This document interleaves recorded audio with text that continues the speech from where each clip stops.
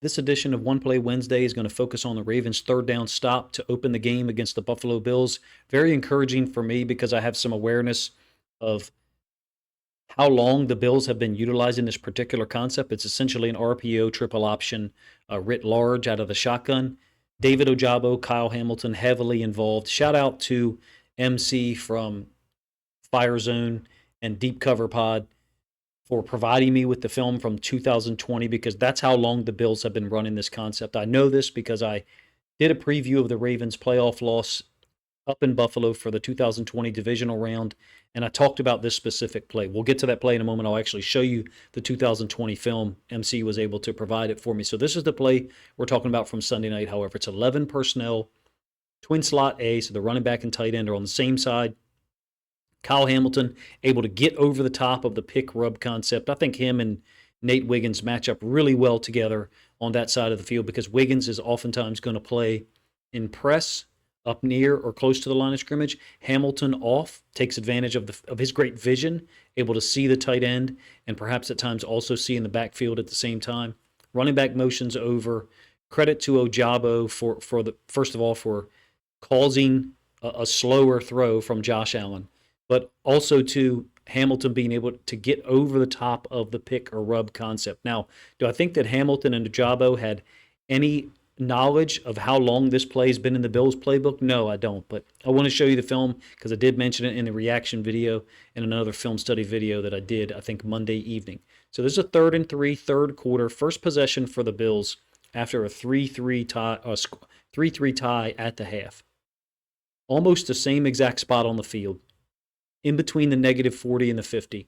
3rd and 2, same exact scenario from a formation standpoint. It is obviously flipped.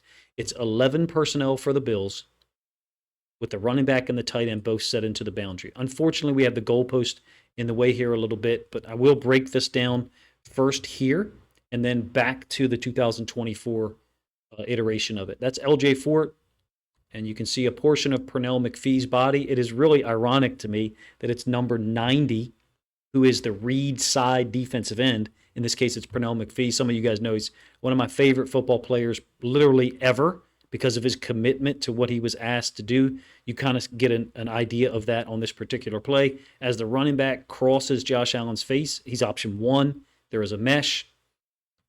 McPhee totally committed to his read and his assignment. Additional to that, the Ravens are in the right look because McPhee is on the back, the dive, and then LJ Fort is on the quarterback. So Josh Allen sees that. First option, running back. Second option, keep it and run around the edge, also denied. So Josh Allen is to his third option, again, the triple option portion of it, wide open in the flats. Chuck Clark allowed himself to get pinned down.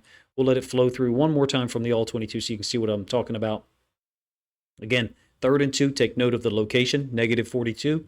The situation, first possession of the third quarter.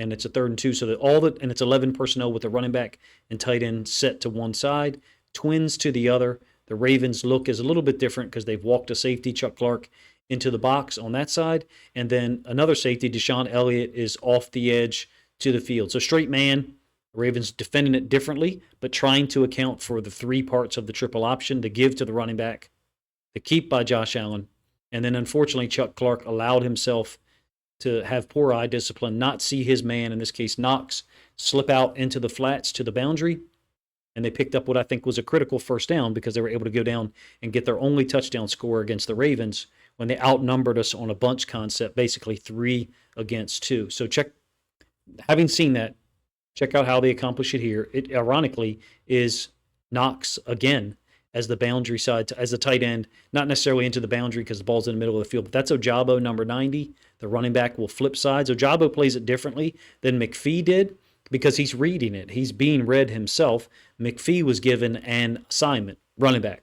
LJ Fort was given an assignment, quarterback. So basically it would be removing this player here, Marcus Williams, and either situating him to the weak side or the strong side, off the edge for quarterback, Ojabo for the running back. Once the running back, in this case James Cooks, flips sides, I think it makes it all the more remarkable what David Ojabo does.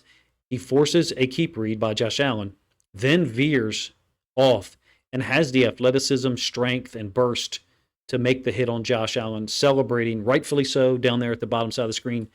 Not even discussed yet how brilliant it is for Kyle Hamilton to work over the top of this screen.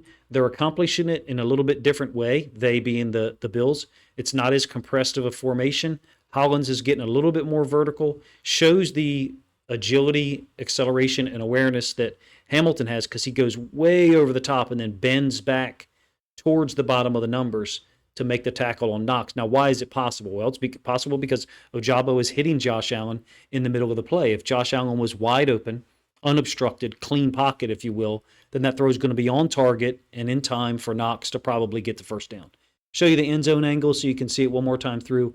There is a little bit of a selfish reason for me to do this video because I wanted to make sure that the things you heard me say in the reaction video that I followed up on, I was unable to go find the play from 2020 myself. And like I said, shout out to MC Michael Crawford from Fire Zone and Deep Cover Pod for providing me that film so I could cut it up. Cook is the running back crossing the face. Ojabo is going to step down and then veer upfield to go tackle Allen. How many times have you seen Josh Allen shake these guys, get rid of them? Now, an element to this, I think, also is Ojabo's burst and his length, his ability to close that space after forcing a keep read by Josh Allen. I think he got on top of Allen a little bit sooner than the quarterback expected him to. Allen's left foot is not in the ground. I think he's anticipating a keep read, just a hunch that I have. I have no way to prove that. His feet aren't set. He's not really into the read totally, rides the mesh pretty long, and that makes it all the more impressive what Ojabo does, and then Hamilton on the other end. It was an important moment. Now, we saw the game flow over the course of 60 minutes. Ravens defense played fantastic against the pass. Had some spots against the run where we gave up 7 or 8 yard gains, but pretty much the most complete 60 minutes of defensive football that we've had in 2024. So I get it. Some people would say, well, I don't think this stop really mattered, Coach, because we won by 25. It got us off on the right foot. It got us a stop early. Again, I don't think that Kyle Hamilton or David Ojabo, or maybe even Zach Orr necessarily in that moment, had awareness of the tendency, the long-standing historical pattern for the Bills to run 11 personnel twin slot A gun RPO, basically triple option. Did those guys have it in their minds? No, probably not. But they played it extremely well. Ojabo may not have the sack so far this year that Kyle Van Noy and Odafe Owe have, but this play, if you ask me, is an illustration of what his unique set of skills, length, and athleticism can do in some of these key moments, because Josh Allen is one of the most difficult quarterbacks to tackle in the NFL, and Ojabo did it after forcing a keep read, basically making Josh Allen wrong in the option game, and then tackled him to the ground and caused the throw to be significantly slower and somewhat off target for Knox, making Kyle Hamilton's job easier. If you guys like One Play Wednesday as a concept, please let me know in the comments section. I understand some people do and some people do not. This was one of my favorite plays to talk about in the reaction video. I knew I was going to do a One Play Wednesday video on it.